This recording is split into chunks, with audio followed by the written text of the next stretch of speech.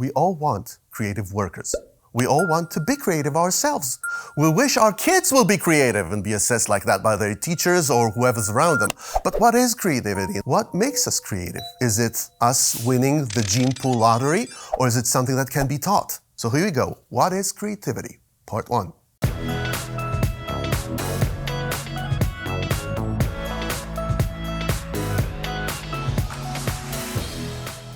Perhaps the oldest way of looking and conceptualizing creativity is the one based on personality theories. What is personality? Without getting too deep into issues of psychological analysis and theories of psychology, I'd say this: personality can be related to as a default behavioral pattern. That is, how do we usually behave when external restraints are less relevant? Personality may be innate.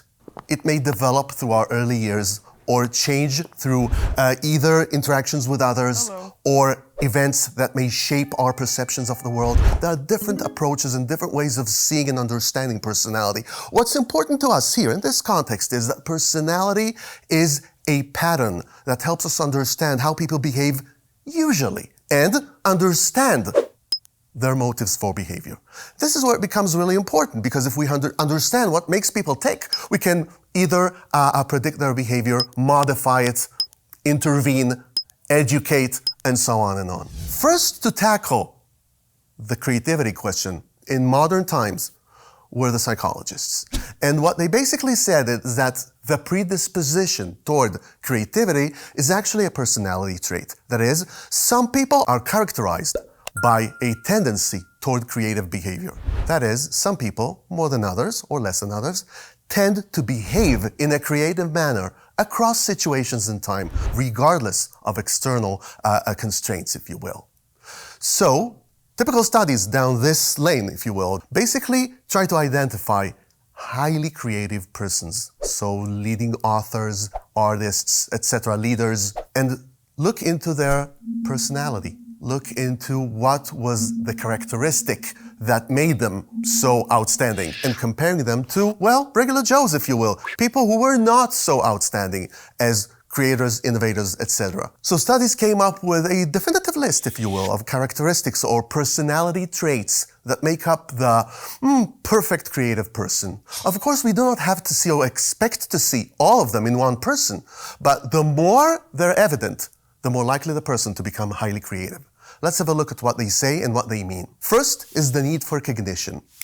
Studies show that people have different levels of both motivation and the ability to enjoy thinking. In other words, some of us like thinking more than others. People who enjoy thinking, who enjoy getting into depth into things, tend to be more creative than others. Curiosity. Well, you can guess this is almost like at the intuitive level. Yes, if we're asking questions, if we're not satisfied with baseline answers and so on, if we're willing to, peep through locked doors, ask questions why, disagree with others about the way things are, we're more likely to find out new things, propose new things, and, well, be perceived as creative. Risk-taking is another aspect that was often associated with creativity. Whenever you're asking or presenting a new idea, you take risk. You may be scolded by others, you may be looked down upon, you may be wrong. There's risk in proposing a new idea.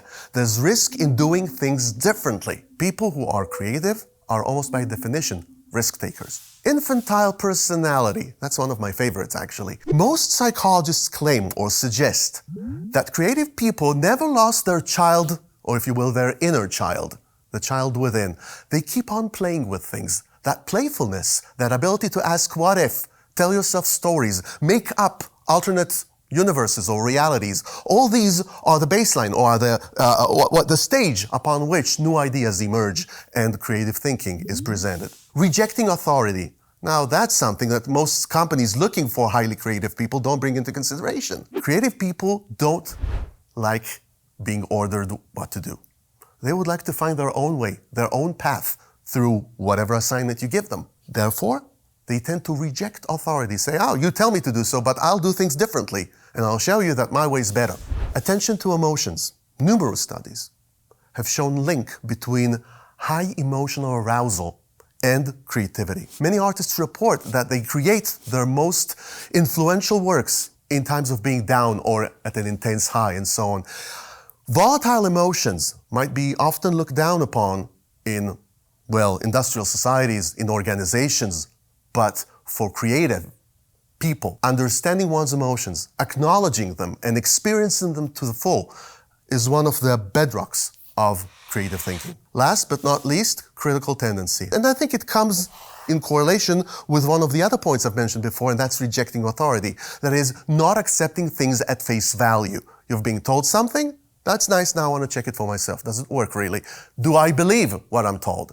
And the ability to critically think and not accept things as they are is probably one of the key motivators to engage in creative activity. Next, to pick up the Creativity Gauntlet, if you will, were cognitive researchers. That is, they adopt the idiom, I think, therefore I am. In other words, they look at creativity not just as a personality predisposition, but as a way of thinking, as a skill that can be taught or acquired, and if done so effectively, leads, by definition, to creative outcomes. First, they differentiate between two patterns of reasoning or thinking. The first is called Convergent Cognition or Convergent Reasoning.